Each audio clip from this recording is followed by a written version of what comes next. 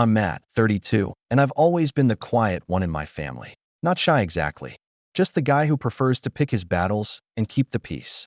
My sister, Claire, is the opposite. She's 35, loud, bossy, the kind of person who walks into a room and makes sure everyone knows she's in charge. Growing up, she'd take my toys, my Halloween candy, even my spot on the couch, and somehow I'd be the one punished if I complained. Our dad was the only one who really balanced things out. He wasn't perfect, but he was fair. He'd split chores evenly, step in when Claire pushed too far, and he'd always tell me quietly, "You don't have to fight every battle, son, just the ones that matter." It stuck with me. When he passed away last year, that balance was gone, and everything about our family started tilting toward chaos. Dad's house was our childhood home. It's nothing fancy, a two-story brick house with creaky floors and a big oak tree in the front yard. It smelled like coffee and motor oil because Dad loved tinkering with his old pickup in the garage. When he passed, he left the house to both of us. The will was clear, 50-50 split, no selling unless we both agreed. Claire insisted she was too busy to deal with it and said I should just handle everything. I did, mowing the lawn, paying for small repairs, even driving over after work to make sure the pipes didn't freeze last winter. At first, I thought we were on the same page. We'd text occasionally about what to do with the place, and she seemed content to let me keep it up until we decided. But then little things started to feel off. Claire stopped answering my calls when I wanted to talk about repairs. When I sent her receipts for expenses I'd covered, she'd take weeks to pay me back, or just ignore them completely until I reminded her. Then came the first real red flag.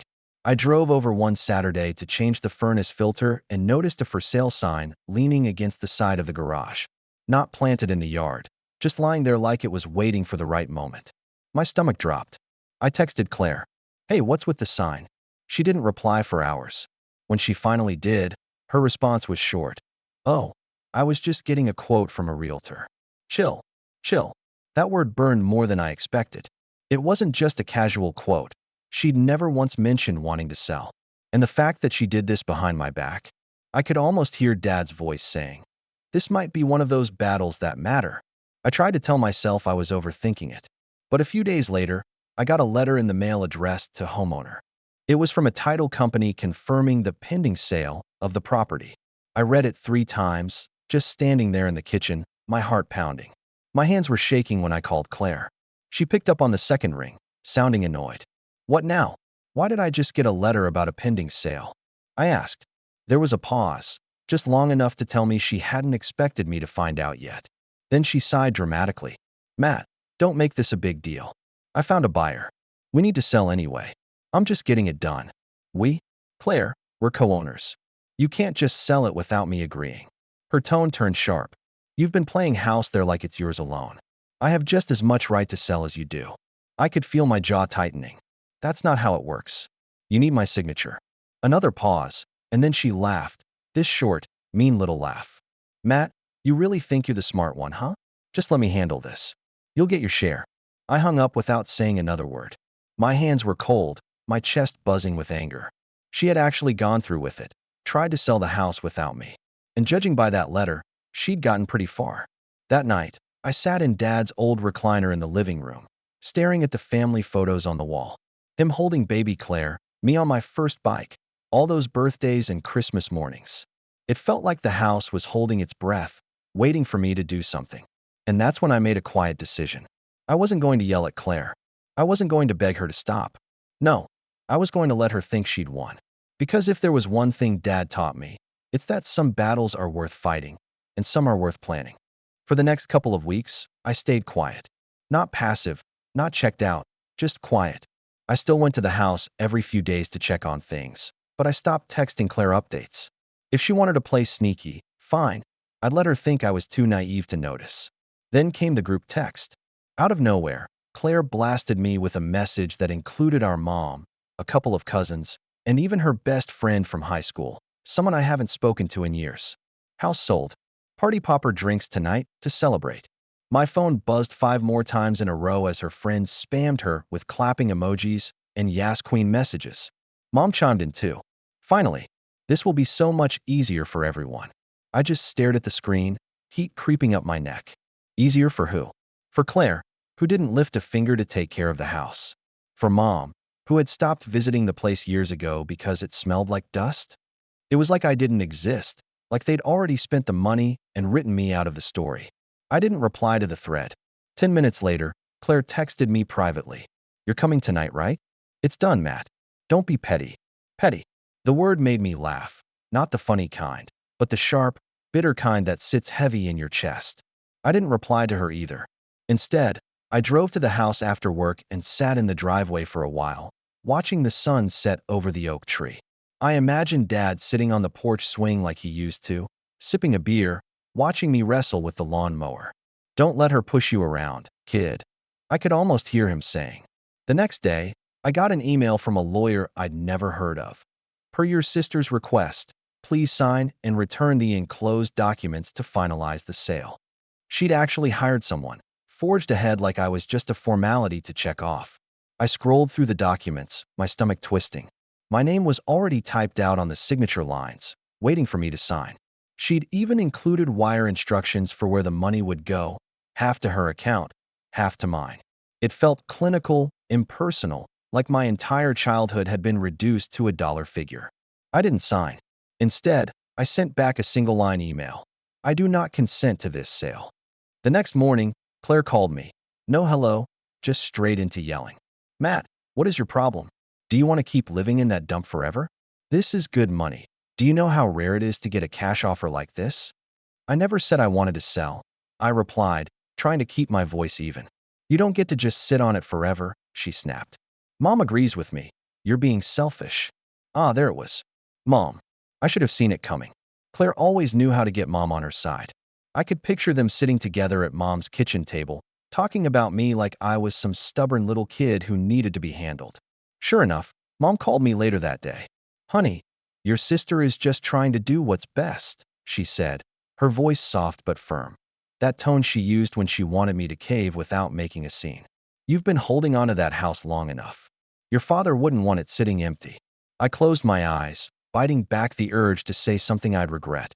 Dad wouldn't want it sold behind my back either. Mom went quiet, then sighed. "Sometimes you need to be practical, Matt. You're single, you don't even live there. Why cling to it?" That one stung more than I expected. Being single wasn't a crime, and it didn't make my connection to the house any less real. But Mom had always had this way of framing things that made me feel like I was just less. I hung up without agreeing to anything. After that, the pressure campaign went into overdrive. Claire started posting on social media about finally being free of the burden and ready for the next chapter. She even uploaded a photo of the house with a caption about how she was grateful to let go of the past. People commented things like, "So proud of you," and "You deserve this," as if she had single-handedly carried the weight of the place all this time. I wanted to scream, but I didn't. Instead, I quietly called the title company listed in the letter and asked a few questions. I learned that the closing date was set for the following Friday, just over a week away.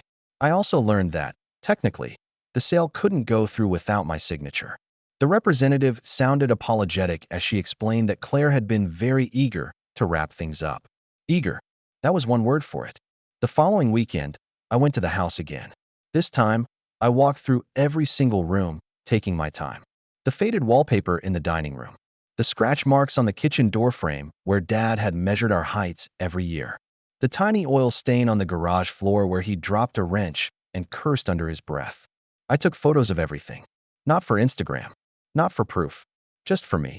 To remind myself why this mattered. And as I stood in the living room, the late afternoon light spilling across Dad's old recliner, I made a decision. I was going to let Claire think she had me cornered. Let her gloat. Let her believe she'd pulled this off. Because if she wanted to fight over this house, she had no idea just how patient I could be. The next week was quiet, unnervingly quiet. Claire stopped texting, Mom didn't call, even the group chat went silent. It should have been a relief, but it felt like the air before a thunderstorm, heavy and still. I knew better than to think Claire had given up. No, this was her regrouping, plotting her next move. I found out what that move was on a Wednesday afternoon. I drove to Dad's house after work, like I usually did, and as I pulled into the driveway, something immediately felt wrong. The curtains were gone. Not just open, gone. The living room windows were bare, the rods empty, little screw holes visible like tiny open wounds.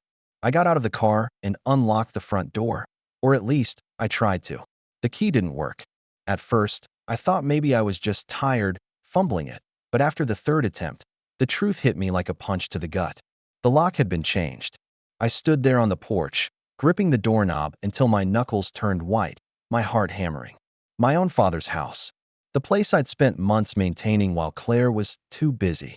The place I had every legal right to enter. And I was locked out. I pulled out my phone and called Claire. She didn't answer. I called again. This time she picked up, but didn't even say hello. Just, yeah? You changed the locks?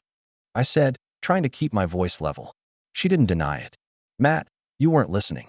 I had to get the house ready for the new owners. They needed access. My chest tightened. You don't have the right to do that. Her tone was maddeningly casual, like we were discussing the weather. Technically, Matt, you weren't using it. And we can't risk you messing up the deal at the last minute. The buyers are solid. They want to close this Friday. Don't ruin this for everyone. Everyone. She kept saying that, as if everyone was just her and Mom. You changed the locks on Dad's house, I said slowly, letting the words hang there. Claire sighed, like I was the difficult one. Don't be so dramatic. You'll get your share of the money. You should be thanking me. I got us a great price. That was the moment something in me snapped. It wasn't just about the house anymore. It was about respect, or the complete lack of it. She hadn't just locked me out of a building. She'd locked me out of my own history, my memories, my connection to the one place that still felt like Dad was around.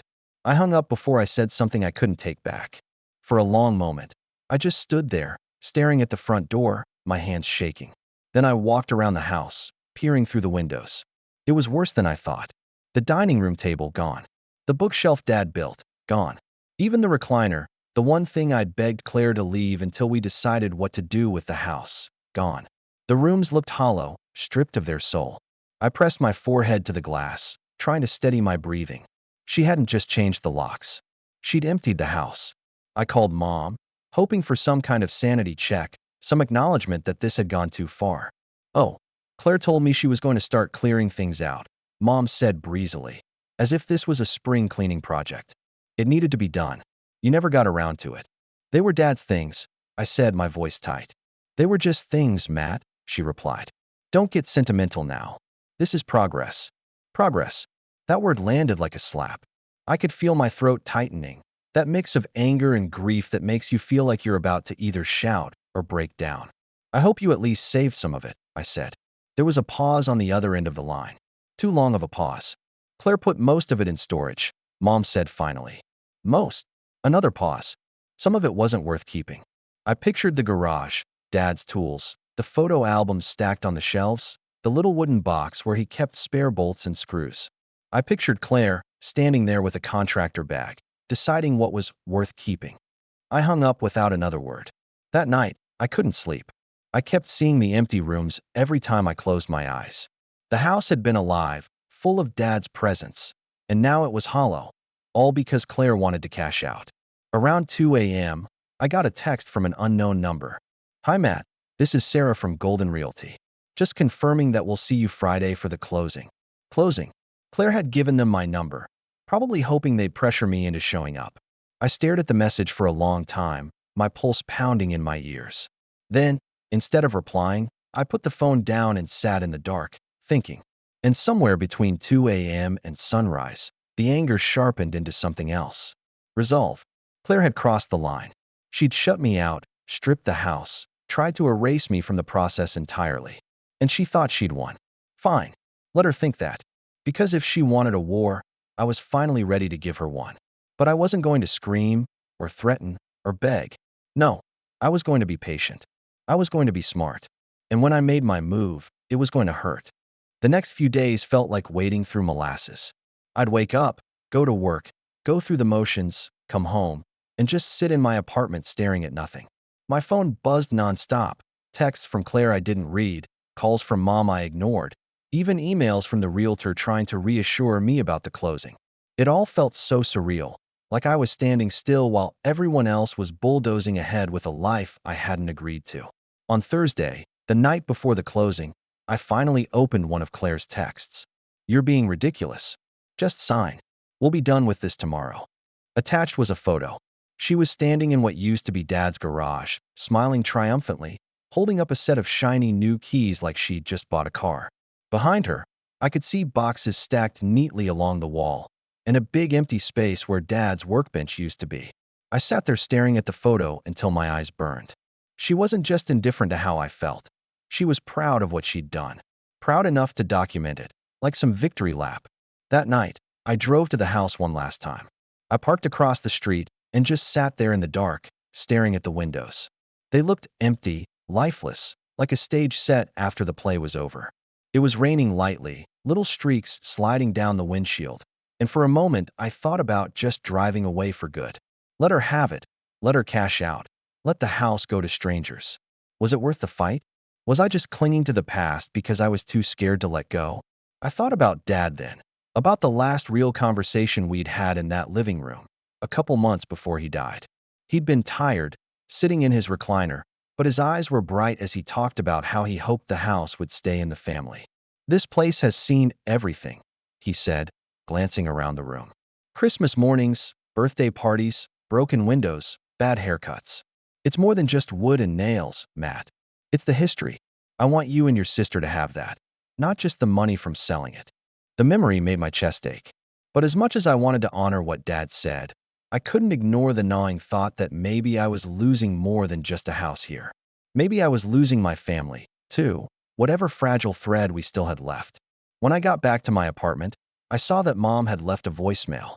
I didn't want to listen, but curiosity got the better of me. "Matt, honey," her voice came through, soft but with that edge of irritation.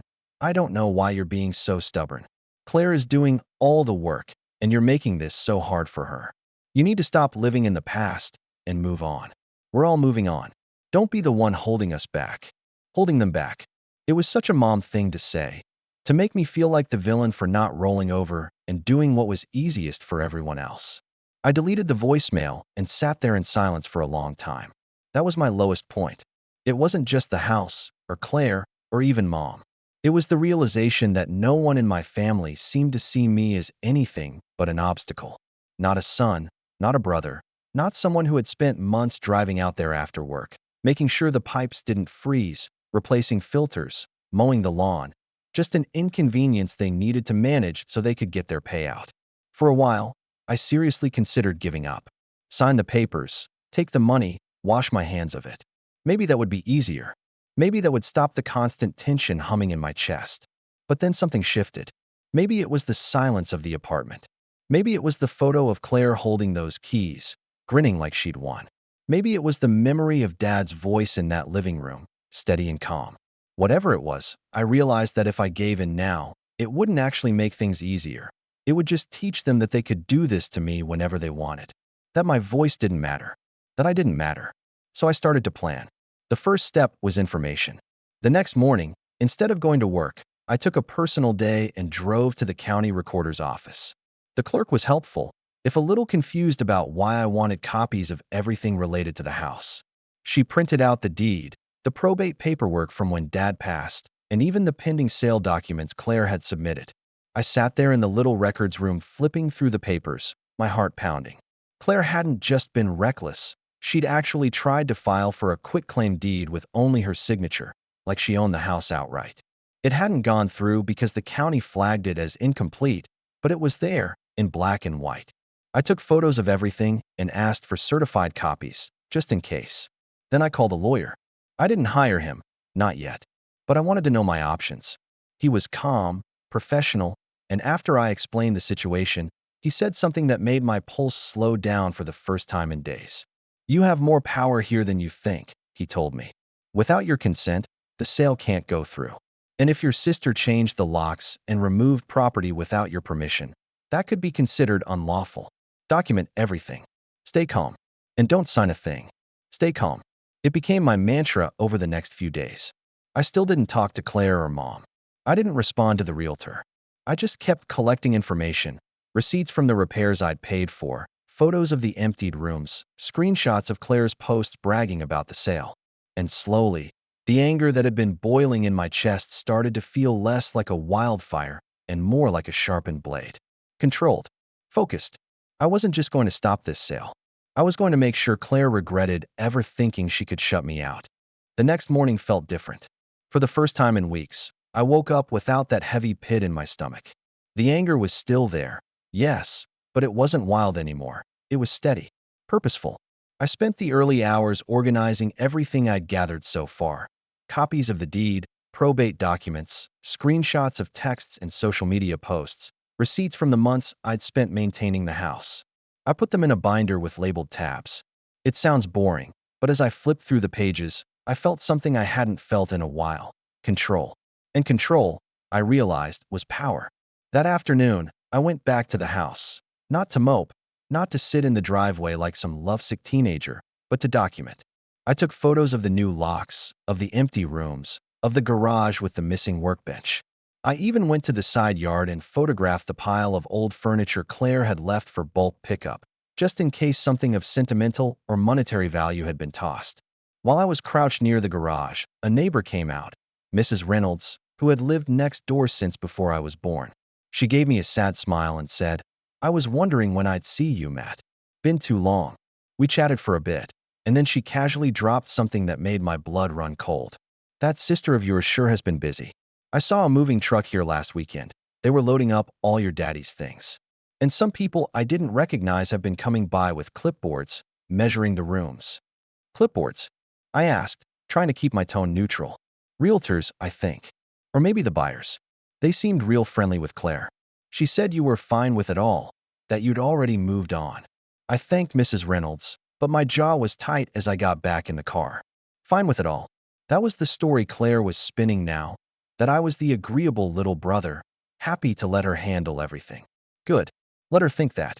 Because what she didn't know was that while she was busy telling the world I was compliant, I was quietly building the strongest case of my life. The shift really started that weekend. I made an appointment with the lawyer I'd spoken to on the phone and brought him my binder. He went through everything carefully, occasionally nodding or making notes. "You've been very thorough," he said finally. "That's going to work in your favor." He explained my rights again, slowly, clearly, and for the first time, I didn't feel like I was fighting from my back foot. I wasn't just reacting to what Claire was doing. I was actively preparing. We discussed options, sending a formal cease and desist letter to Claire, notifying the title company of my non-consent in writing, even pursuing a petition action if she refused to cooperate. "What's a petition action?" I asked. "It's a legal process where the court forces the sale or division of jointly owned property," he explained. "But it takes time, and it's public record. Your sister probably doesn't want this getting messy in court. She's trying to rush this through quietly. If we push back hard enough, she might back down." That stuck with me. The idea that Claire didn't want this to get messy. She wanted to win cleanly, to be the hero of her own story. Well, I was about to change the narrative. Over the next week, I stopped hiding. I drove to the house in broad daylight, parked in the driveway, and took my time inspecting the place. Claire wasn't there. She hadn't been since the locks were changed, but I knew she'd hear about it. Small-town gossip travels fast. Sure enough, 2 days later, she sent me a text. "Why were you at the house today?" I didn't answer. 5 minutes later, "The closing is tomorrow. Don't do anything stupid." Instead of replying, I sent an email to the title company, attaching a copy of the deed and a signed statement of non-consent. The paralegal wrote back within an hour. "Thank you for clarifying. Please note that we cannot proceed with the closing without your signature." Just like that, the deal was stalled. I didn't tell Claire right away. Instead, I went about my day as if nothing had happened. I met a friend for coffee.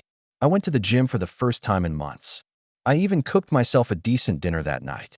It felt good, better than good. It felt like breathing fresh air after weeks of choking. The following morning, my phone exploded. Claire called first, then texted, "What did you do?" I didn't reply.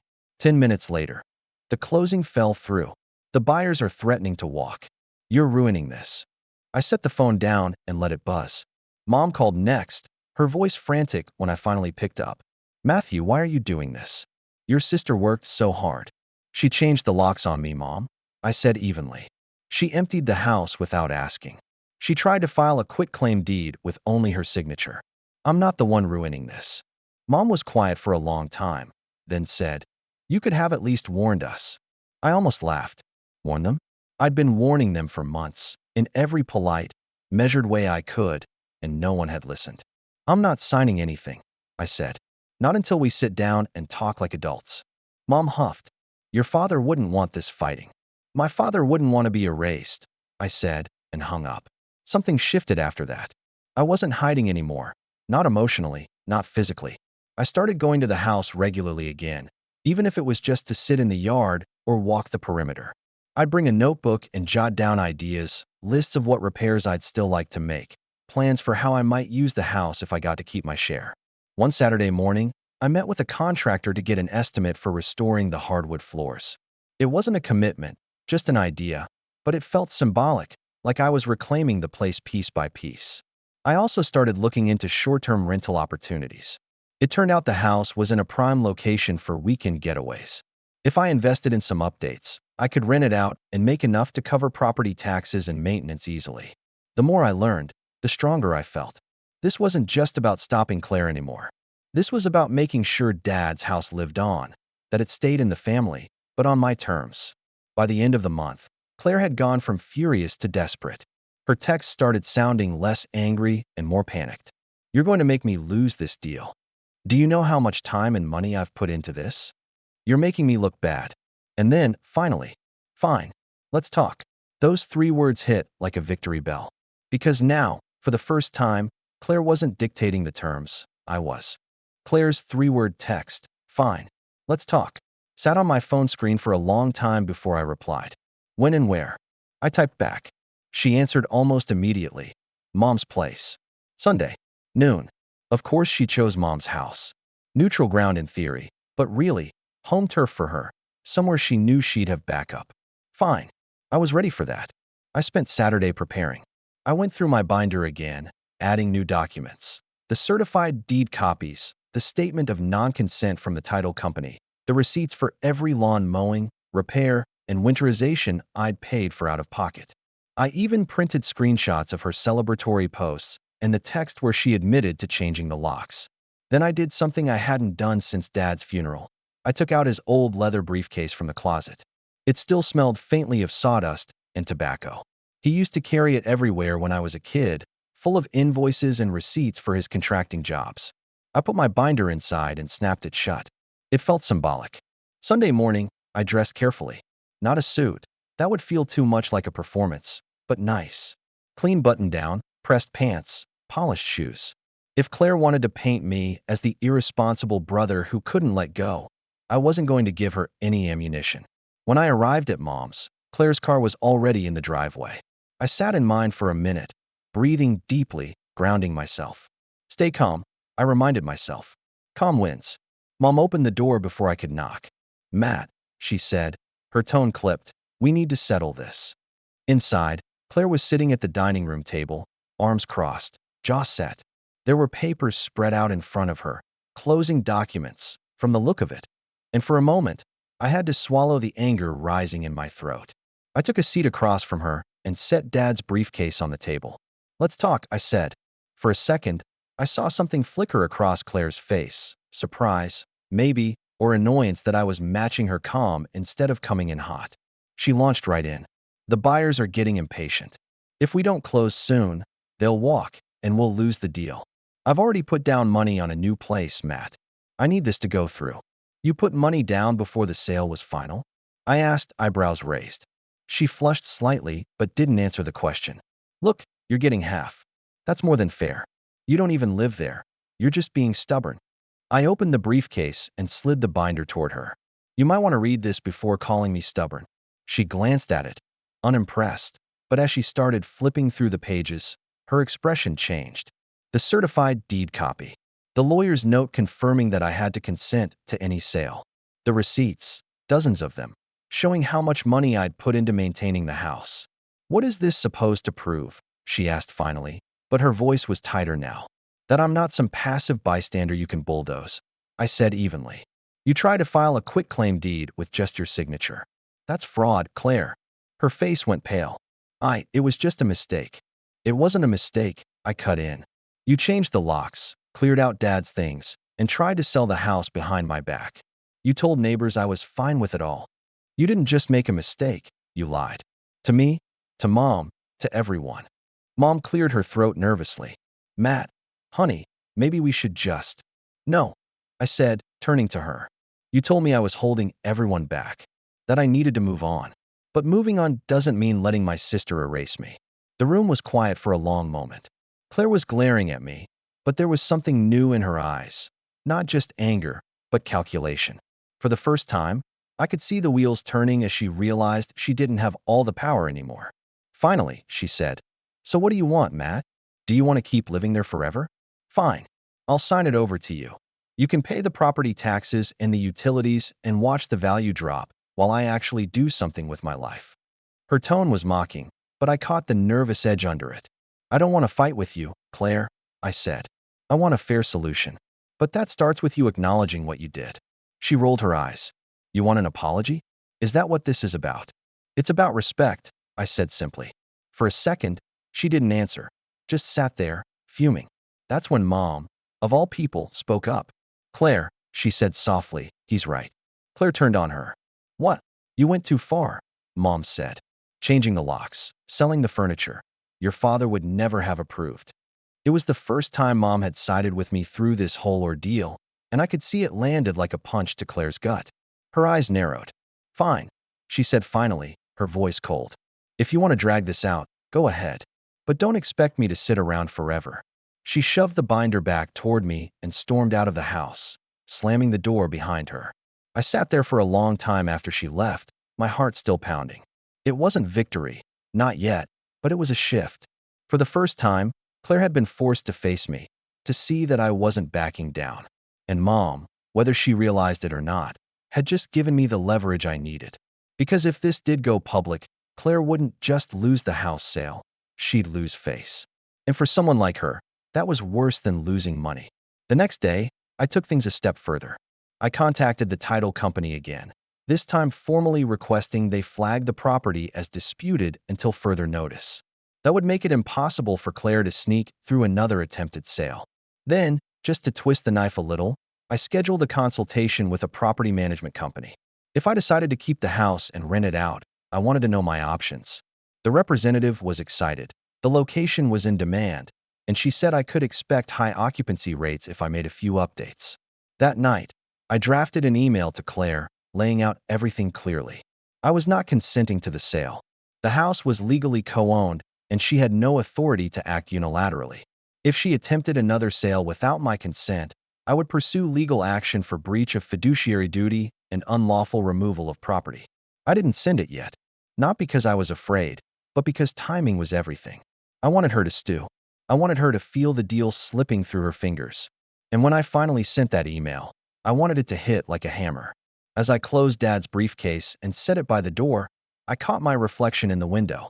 I didn't look like someone being dragged along by his sister anymore. I looked like someone who was ready. A few days passed before I made my move. Claire didn't reach out, which told me two things. One, she was fuming, and two, she was scrambling behind the scenes trying to salvage the deal. Good. Let her run herself in circles. By Thursday, I decided it was time. I sat down at my kitchen table, opened Dad's briefcase, and pulled out the email draft I'd been sitting on. I read it through one more time. No anger, no insults, just facts. Then I attached scanned copies of the deed, the receipts, and the lawyer's note about co-ownership consent. I CC'd Mom and, most importantly, the title company. Then I hit send. It took less than 10 minutes for my phone to light up. First came Claire's text. What did you just do? Then the call from Mom. Matthew, she said, voice tight. Claire is saying you ruined everything. I stayed calm. No, Mom. I protected my rights. And Dad's house. She says the buyers backed out. That's unfortunate, I said, not sounding sorry at all. But maybe next time she won't try to force a sale without talking to me first. Mom was quiet for a long time. You're really not going to sign, are you? Not until I'm ready, I said. The fallout hit faster than I expected. By Friday, I got a polite but firm email from the buyer's realtor confirming they were terminating their offer due to uncertain title status. Translation: they didn't want to get dragged into a family dispute. Claire must have completely lost it, because that night she showed up at my apartment. She didn't knock gently, either. It was the kind of pounding that made the neighbors peek through their peepholes. When I opened the door, She stormed past me into the living room. "You just cost me 20 grand," she shouted. I closed the door behind her, calm as ever. "No, Claire. You cost yourself 20 grand when you tried to cut me out." Her face was red. "Do you think you won? You're just delaying the inevitable. You can't sit on that house forever." I leaned against the wall, arms crossed. "Maybe not. But I can sit on it long enough for you to lose every buyer who doesn't want to deal with a contested property." That shut her up for a moment. "You're being spiteful," she said finally. "No," I said. "I'm being fair. You had every chance to work with me, and instead you lied, changed the locks, and cleared out Dad's things. If you want to sell, we're going to do it on my terms, not yours." I let that hang in the air. "Here's what's going to happen," I continued. "We're going to hire a neutral appraiser. We're going to split any profit fairly after deducting the money I spent maintaining the place. And if you ever try to sell without my consent again, I will take you to court. And trust me, I have the documentation to win." Her jaw clenched. "You think you're so smart," she muttered. "No," I said, standing up straight. "I just think Dad deserved better than to have his legacy pawned off like a used car." She didn't have a comeback for that. She just glared at me for a few seconds, then stormed out, slamming the door behind her. But I wasn't done yet. The next morning, I drove out to the house with a locksmith I'd hired. Using my certified copy of the deed as proof of ownership, I had the locks rekeyed, legally, since I was a co-owner. Then I changed the alarm code, called the utilities, and had all bills redirected to my name. By the time I was done, the house was mine again, not just legally, but practically. I stood in the empty living room and looked around. The space was still hollow, stripped of most of its soul, but it didn't feel lost anymore. It felt reclaimable. I brought in a few pieces of furniture from my apartment, just a couch, a lamp, a rug, to make it feel lived in again. Then I hung one of Dad's old photos, the one of him leaning against his truck with a proud grin. It was symbolic more than anything, a message to myself, and to Claire when she inevitably came by. This house was no longer just a bargaining chip. It was mine to protect. A few days later, I got an email from the property management company I'd met with earlier. "We'd love to work with you," the manager wrote. "This property could bring in excellent revenue as a vacation rental. Let us know if you'd like to move forward." I smiled as I read it. Not only had I stopped the sale, but I'd turned the house from a financial burden into a potential asset, something that could generate income for years. And the best part? Claire had no say in it unless she wanted to contribute. That weekend, I posted a single photo on my private social media. It was just the house, taken at sunset, with the caption, "Finally home." Within an hour, Claire texted me, "You're such a child." I didn't reply, because at that point, I didn't need to. She knew she'd lost control, and that was the sweetest revenge of all. But there was one last piece to put in place. The next time Claire tried to bring up selling the house, I planned to be ready with a formal proposal, one that benefited me no matter what she chose. If she agreed, I'd buy out her share at a fair price, using the rental income to fund it over time. If she refused, I'd simply keep the house running as a rental and let the profits pile up, month after month, while she got nothing but a tax bill every year until she finally caved. Either way, I'd win. It didn't take long for the ripple effects to start. 2 weeks after I rekeyed the house, Claire sent me a long, rambling email. The subject line just said, "You win." The body was classic Claire, half accusation, half martyr act. "You've made this whole process impossible. The buyers are gone, the realtor is done with us, and now I'm out the inspection fee and appraisal costs. I hope you're happy, Matt. You've turned a simple sale into a family feud. Mom can't even invite us both over for dinner without it turning into drama. Congratulations, you ruined everything." I read it twice, then closed my laptop without replying. Because she was wrong. I hadn't ruined anything. I'd saved something. And for once, I wasn't going to let her rewrite the narrative.